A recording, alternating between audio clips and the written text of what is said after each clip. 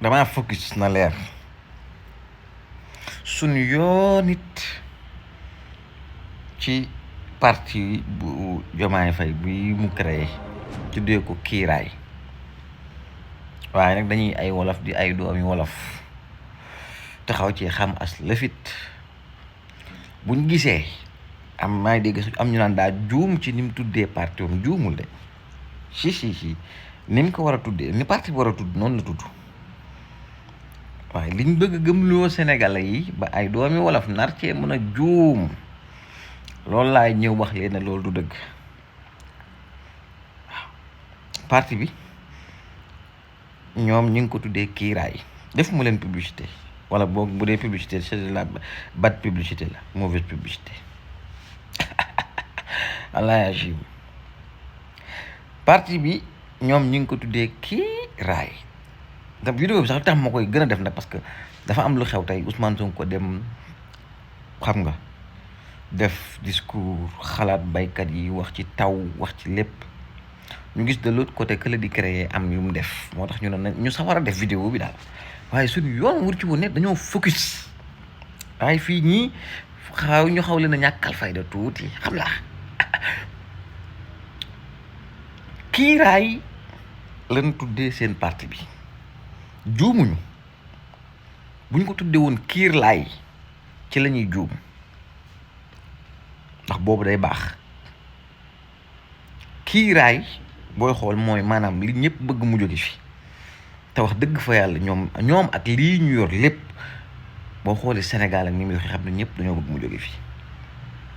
ñëpp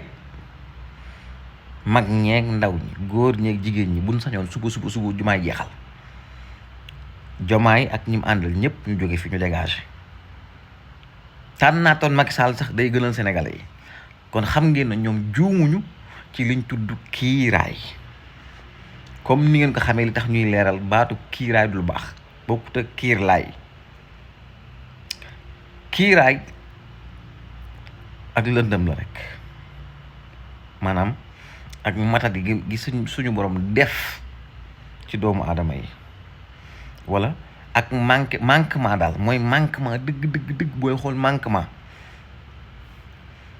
dëgg mooy kiiraay lu matadi luy tax luy tere yenn yi maam luy tax nga bañ a mën a yegg ci lenn li bu dee ak leer la sax lay tax nga bañ a yegg loolooy kiiraay comme ni ngeen ko xamee suñu borom sax ba mu waree dajeeg yonent bi alayhi salaam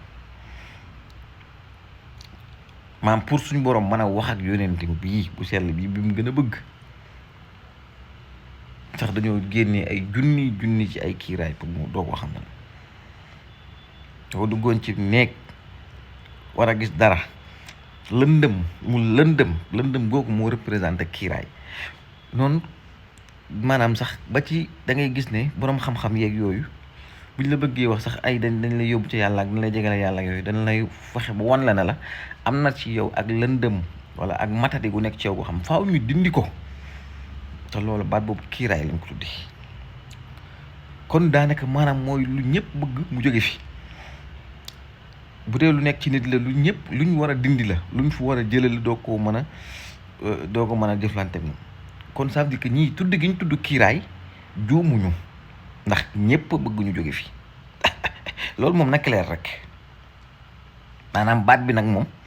kiir laay la te ba tey li tax ma ne damay indi Ousmane Sonko ci wax ci bi Ousmane Sonko taxawee Bambey déglu leen bu baax di ñaanal baykat yi naan yàlla na taw bi naat yàlla na nawet bi naat